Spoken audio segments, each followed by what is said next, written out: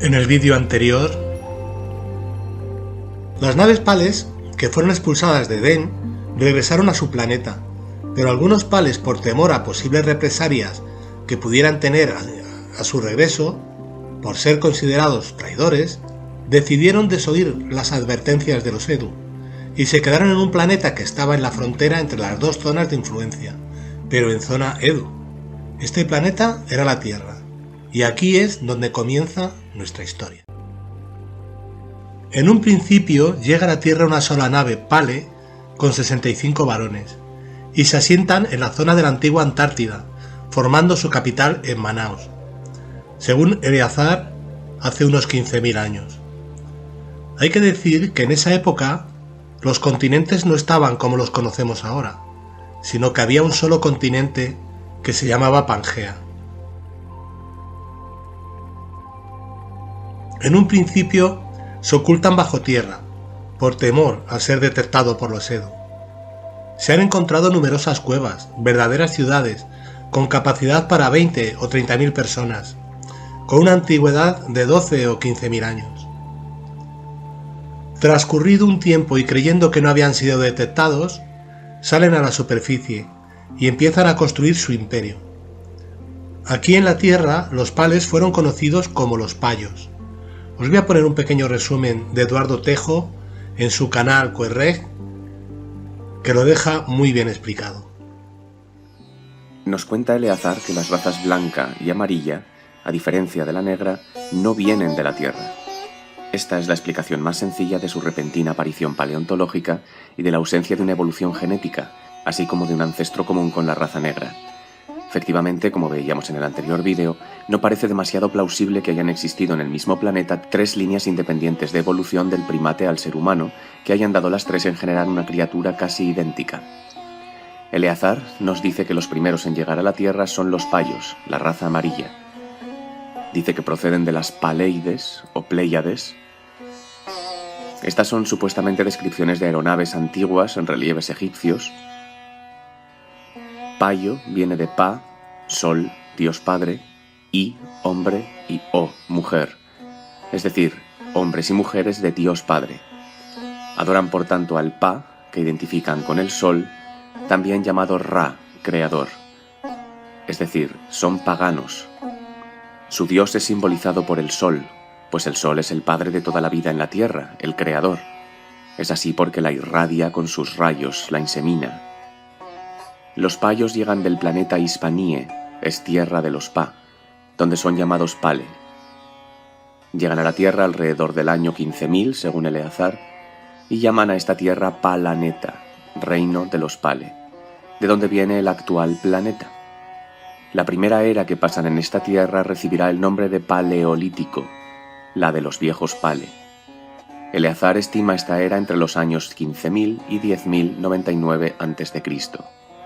Si bien estas fechas pues no parecen concordar con los registros fósiles que hemos examinado y tal vez estén equivocadas, o tal vez es la datación de los registros fósiles la que está equivocada. Durante esta época fundan el primer imperio o imperio de los Patos, con capital en Manaos, en la antigua Antártida, hoy cubierta de hielo. Es preciso indicar aquí que, conforme a Eleazar, en aquella época la masa terrestre de la Tierra estaba distribuida de otra manera, formando un único continente o Pangea, con el Ecuador en un lugar distinto del actual.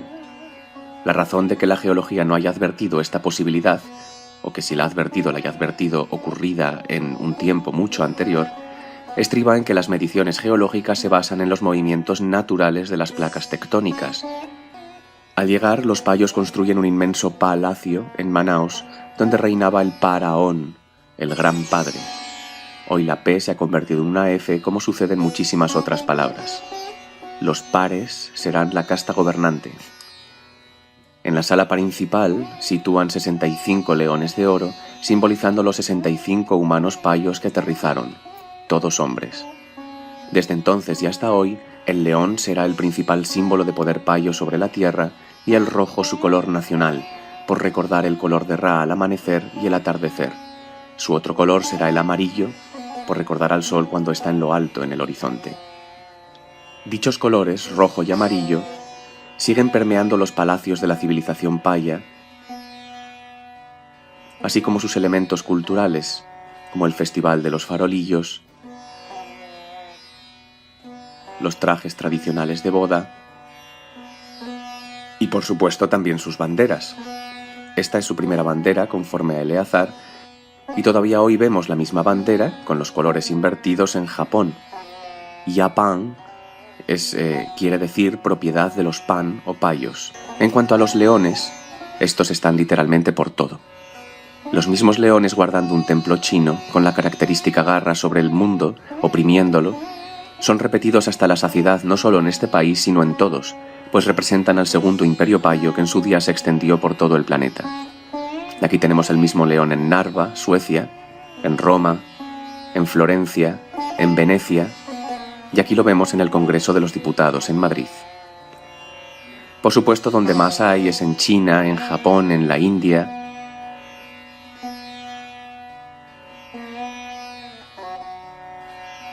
Pero hay más leones en cualquier lugar y época. En Egipto tenemos estos. La esfinge, por supuesto, también era un león, y así debía lucir antes de que le cambiaran la cabeza, que está hecha de otro material. Esta era la puerta de Hattusa, la capital de los hititas, y la puerta de Babilonia, llamada Puerta de los Leones. Estos son los leones en el templo griego de Delos, otro león griego con su color original restituido. Este es un león en el templo romano de Apolo en Frecia, y otro en la Puerta de los Leones en Jerusalén. Estos son los leones en la puerta de Angkor Wat, en Camboya, y aquí otro frente a la librería pública de Nueva York. Aquí tenemos los 4 leones en el Victoria Memorial en Londres, representando a los 4 imperiopayos que anteceden al actual. Vemos los mismos 4 leones en la columna de Nelson, en Trafalgar Square, y son los mismos al fin y al cabo que encontramos en el templo de Kailash, en la India, con la misma estructura arquitectónica. Este otro ejemplo de los 4 imperios en la India que nos brinda el propio Eleazar, el cual desgraciadamente no tenía Google para justificar mejor sus escritos. Desde luego, el león y el sol no son los únicos símbolos payos, también lo es destacadamente el dragón, el patari o serpaín, dragón o serpiente, conforme a Eleazar, fue un animal real que existió durante el primer y segundo imperio payos. Era utilizado en la mesa o misa, la ceremonia religiosa paya, donde a veces se le brindaban seres humanos vivos como sacrificio. Nos cuenta Eleazar que en los muchos sacrificios que realizaban en sus témpalos, los pares gobernantes bebían la sangre de las víctimas ofrecidas por los curas. Eran ritos de una crueldad extrema, dice que a veces hasta comían bebés. La característica principal de los payos, como veremos, es la generación de una sociedad piramidal opresiva, y en tiempos del primer imperio payo esta opresión se manifestaba físicamente en los sacrificios humanos, de los que aún quedan vestigios. Pues bien, dragones vemos también muchos, si bien concentrados en Asia y Mesoamérica, cumpliendo la misma función que el león, guardar palacios o templos. Aquí los vemos en Tailandia, en Indonesia, en China, pero ya guardaban el mundo en el antiguo Egipto, en la India y por supuesto en México. Finalmente, el otro símbolo payo tradicional es el toro, símbolo de fertilidad, prosperidad y fortaleza. Este es Apis en Egipto. Aquí tenemos unos toros en el templo de Cnosos en Creta. Aquí vemos los toros de Guisando en Ávila. Aquí vemos el toro payo raptando a Europa, es decir, conquistándola. Ese sería el significado del mito griego del rapto de Europa, mucho más prosaico de lo que la actual confusión generalizada que llaman cultura pretende. Y es que los payos han descubierto que es más fácil gobernar a una gente que ni siquiera sabe que está siendo gobernada, que ni siquiera recuerda que ha sido libre y que las cosas han sido de otra manera en el pasado. Como veis, los payos han dejado registros de su paso en la historia, con sus colores, sus construcciones y sus símbolos. Lo primero que hacen al salir a la superficie es desplazarse por otras zonas del planeta. Se establecen sobre todo por la zona de Centroamérica, Extremo Oriente y Asia. Pronto se encontrarán con la raza negra, a los que sometieron y esclavizaron. Eran especialistas en genética, así que empezaron a mezclarse con esta raza apareciendo las siguientes mezclas de razas en el planeta. El mestizaje es un invento fundamentalmente payo. ¿Por qué? Pues la razón es muy sencilla. En esta foto podemos ver más o menos pues cuál era la estatura aproximada de un bere, un payo y un níger en aquella época. Podemos comprender cómo al payo podía interesarle adquirir las cualidades genéticas de las otras dos razas. El mestizaje siempre va a ser propuesto por el débil, puesto que desea que su descendencia sea más fuerte. Nos dice Eleazar que los payos iniciaron pronto el mestizaje con los níger. ¿Por qué? Bueno, pues porque su raza, pese a estar infradesarrollada tecnológica e intelectualmente, pues tenía unas cualidades genéticas, era más fuerte, eran más sanos y más libres que los payos. Fruto de este mestizaje van a surgir distintos subgrupos raciales. El primero de ellos, y del que más vamos a hablar en este vídeo, son los egitanos. Los egitanos son los que actualmente conocemos como los gitanos. Estos egitanos son los que fundan Egipato, o Egipto, en tiempos del primer imperio payo que se llamaba Imperio Pato. Los egitanos eran mucho más altos y bellos y fuertes que los payos. Lo que hoy conocemos como egitanos también es una mezcla entre estos egitanos originales y varios pueblos nómadas. Un egitano original sería más o menos así, o así.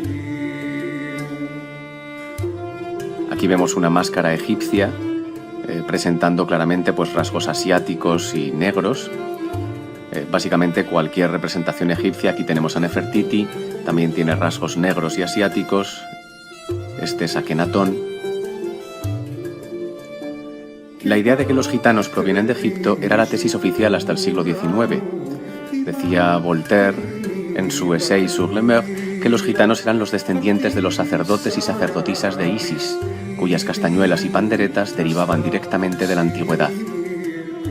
En esta foto vemos músicas y bailarinas gitanas batiendo sus palmas. Todavía alguna canción gitana actual recuerda esto. Dice, recuerda que los gitanos provienen de los faraones que tienen sangre de reyes. Es de los egitanos de donde vendrá la guitarra, egitar, todavía pronunciado así en inglés. Los vemos aquí también tocando otros instrumentos como la flauta de Pan, la lira de la tierra de Ra o el arpa, fundamento del padre. Hablaremos más adelante de la procedencia de los instrumentos musicales.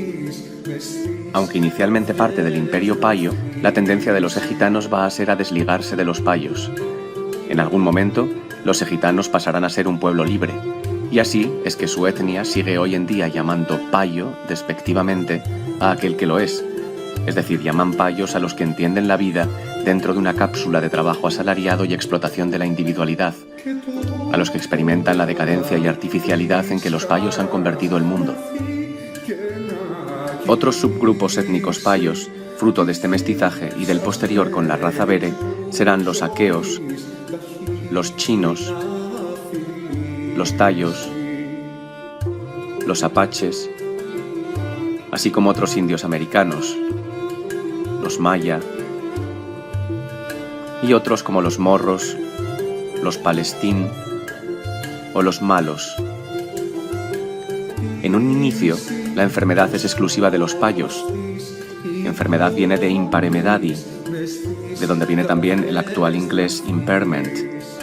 Así ocurre con la goripa, la peste, la alépare, la tupárculos, la sépalis.